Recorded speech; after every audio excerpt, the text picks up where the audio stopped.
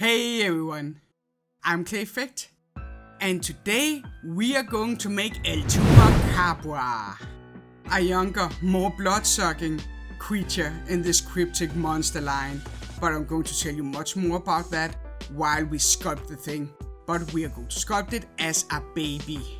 Or is it a pup? Maybe a cup? I don't know.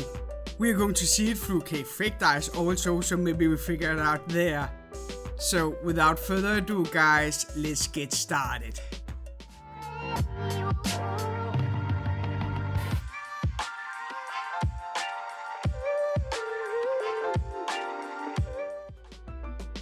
Now for this sculpture I chose a little more of a challenging pose, where the Chupacabra baby cup thingy is going to squat, so to speak. So I really took my time with the amateur wire while I tried to figure out how this monster should look.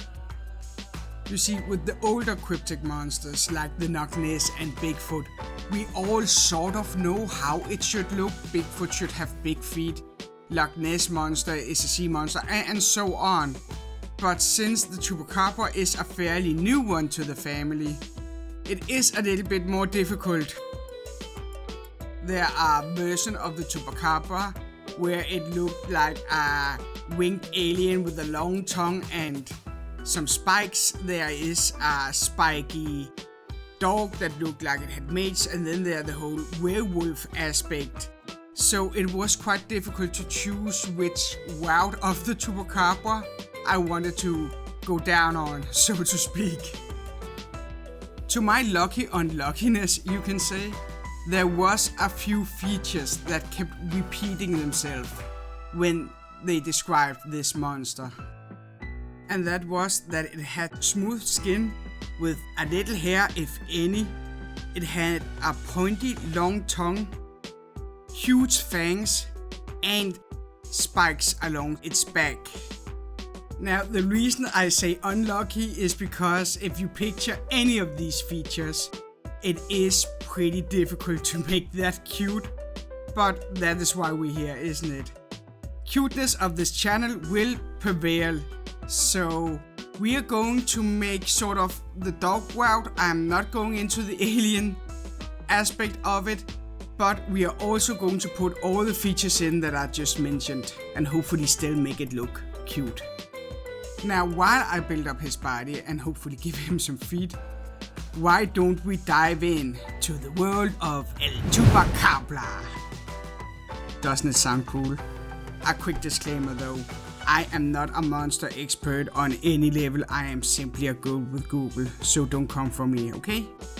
But with that being said, let me tell you about the Chupacabra. So, with a name like A Chupacabra, you would probably think that it originated from Mexico, but that is actually not the case. No, this monster is based from Puerto Rico. There, back in 1995, 8 sheep were found, all drained of blood and with wounds on their floats. And it was not long after that more cattle went missing or were found dead, along with some goats and other type of farm creatures. That is why A Chupacabra actually means goat sucker. The first sightings of this Chupacabra described the creature with a lizard-like appearance and with large claws. Now as time went on, more and more farm animals were found drained of blood with 2 puncture wounds at their throat. Understandably, people got scared, and so they turned to their local mayor, Jose Ramon Soto Rivera. I am probably butchering that name, but that's the best I could do, guys. They asked him to campaign and hunt down the Chupacabra. So later that year, he did just that, guys, and gathered all the volunteers and some police and went into the jungle that surrounded this city to find A Chupacabra. But as you might have guessed, they didn't find anything. Even with all the torches, traps and guns, they never found any trace of the Chupacabra that night. But that didn't stop this monster from striking. More reports piled up with farm animals drained of blood. And not just that, now humans were also attacked. And it looked like these creatures were moving down to Mexico and to the US, slowly spreading themselves out. But with more sightings of this monster, more description came, and it went from this reptile creature to a deformed hairless dog, standing very, very large on 2 feet with pointy teeth. And that is pretty much what we are going for with our Chupacabra, though I am going to pause a bit on the Chupacabra history, because right now I am not making a Chupacabra, I'm making a sheep teddy bear. And the reason for that is because I want our little Chuck, I decided to name him Chuck the Chupacabra, because I'm that original. But I think our Chuck deserves a friend that doesn't judge him. So that is why I'm making Shelly the sheep to him. Also because I thought that with his blood-sucking ways that a sheep would be quite fitting for our Chuck. Not being morbid at all. I make Shelly the sheep by placing 2 beans of clay technically on top of each other before I lump the beans up, so to speak, make it more lumpy and ready when I put down the done texture. But before that I need to put down some details like the ears and the eyes. Now I actually really enjoyed making Shelly. It was a nice break from Chuck, no offense to the little guy, but he was difficult because he needed to have smooth skin. And I have long nails, and that's not always the best combo. But now I'm getting sidetracked. Let's get back on track, and while I make little Shelly, let me tell you the last I know about the Chupacabra. Because there has been many that has, or at least have tried, to debunk this cryptic monster. Like for instance, many think that it's not a monster but actually dog with beige that had attacked these people. And they think it may be a pack of coyotes that had attacked all these cattle and farm animals. The lack of blood that has been not found actually also were explained by the blood were pooling to other parts of the animal, and that is why the chest cavity seemed to be drained from blood. But no definitive proof has been made that the Chupacabra exists or doesn't exist. And for me, the only thing I can say is here on this channel, we love magic, we love mysteries, and we love myths and monsters. So of course, I cannot say either way, but I will tell you about this Chupacabra, Chuck. Now, if we look closely at the lore of the Chupacabra, it is actually not more scary than your average grizzly bear or mountain lion or anything like that. In my eyes, the only thing that makes these guys a little bit more scary is the quantity of farm animals and of course the unknown about them because we haven't seen them. But just because they have a healthy appetite and is a bit shy is, in my opinion, not enough to trust them. Let's take our boy Chuck here, for instance. He is no killer or anything like that. Sure, he's a boy with a healthy appetite, but otherwise he is very, very quiet and shy. He goes nowhere without his teddy bear sheep, Shelly, and often hides behind his mom when they're out for dinner, so to speak. But who wouldn't be a little bit more shy and timid when you have that mark of a monster just because you get hungry? And sure, maybe some of the Chupacabras goes a little overboard with the cattle. But I'm just saying, if the Puerto Rican government put up a blood bank for those guys, then the problem would actually be solved. I mean, sure, they look scary, but would you like to be judged on your appearance? No, of course not, so why should we do it with these guys? Chuck is a sweetheart. Well, right now he look a little bit more like a evil walrus, but believe me, he is a sweetheart. He wants to become a pet groomer when he grows up. How he got that idea, we don't want to talk about, but still he has dreams and wishes, just like any other person or baby monster.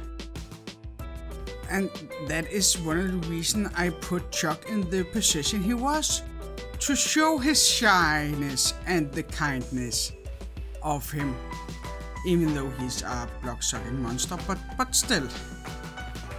I actually really had my problems with this sculpture simply because of the spikes and the long teeth and the tongue that's going to come and so on. None of them are very particularly cute. So I really had to put my Clayfect spin on it this time, I have to admit that. That is why he has the eyes that he has, and that is why you're going to see me later put some patches of hair on him, simply to elevate and show the cuteness this Chupacabra can bring to the table.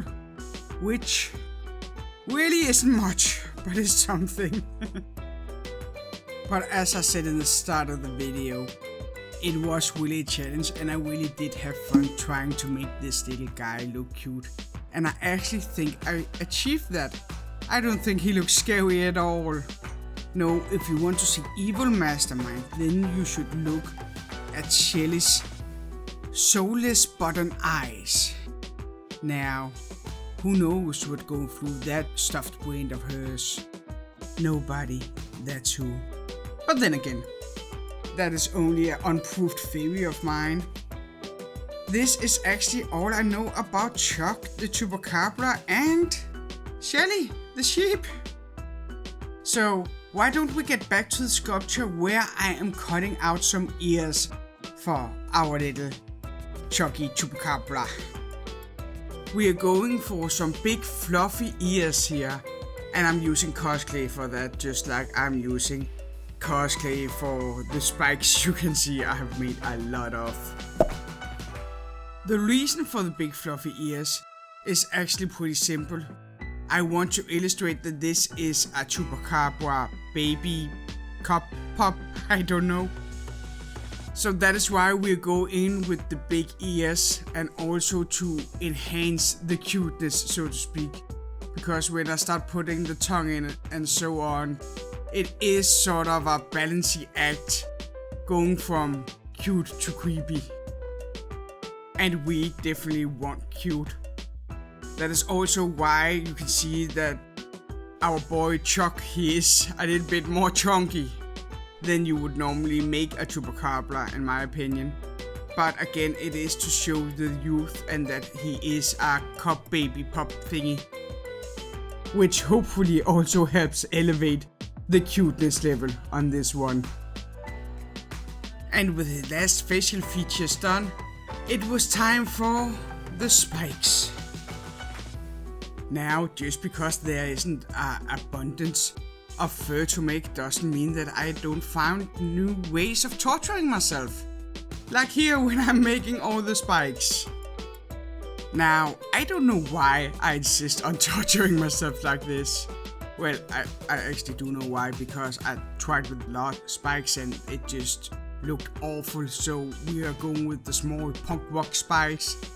But still, it was a lot of work, but when he was finally done, I just think he looked amazing.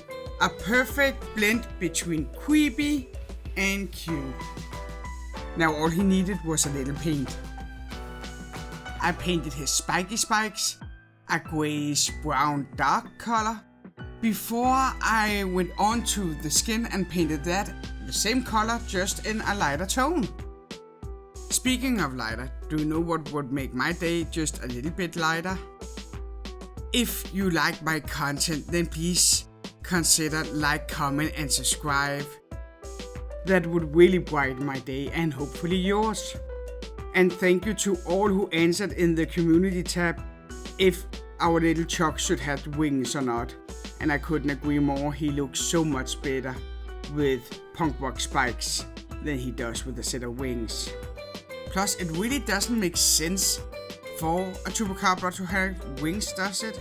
I mean, it is pretty huge, and don't you think we would notice if a giant, huge, dog-like alien creature were flying around drinking all the sheep and goats? I'm just saying, I don't understand why there are so many illustrations with Chupacabra that has wings.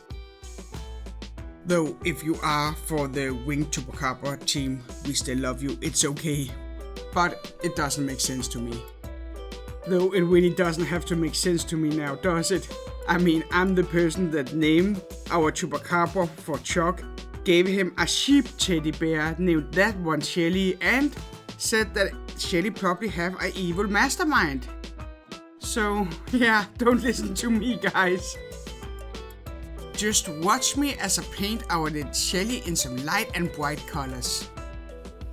I try to keep this sculpture in a more lighter tone overall, simply to make it less scary and more cute.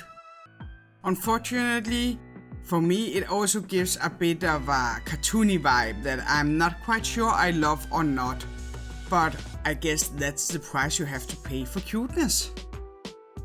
Anyway, after I paint Shelly's eyes with a baby blue and gave that a wash just like I gave the whole character, I washed different places to enhance the shadows, so to speak. All I had to do was clean up the eyes a little bit. And I think that is it for this sculpture and it for this video. Thank you so much for watching. I hope you like our little Chuck the Chupacabra. I am definitely a fan. This one was so difficult and challenging to make it cute just because of all the features with the sharp tongue and the pointy teeth and the spikes. But I actually think that I did manage in the end to make a somewhat decent sculpture. I am very happy with him. But with that being said, guys, it is time for me to sign off. I hope to see you next time. But if you can't wait until next time, why not click on the screen to your right, where you're going to see a cute golem get made. I'm going to trap my husband inside of it. It's fun. But until then, guys, bye!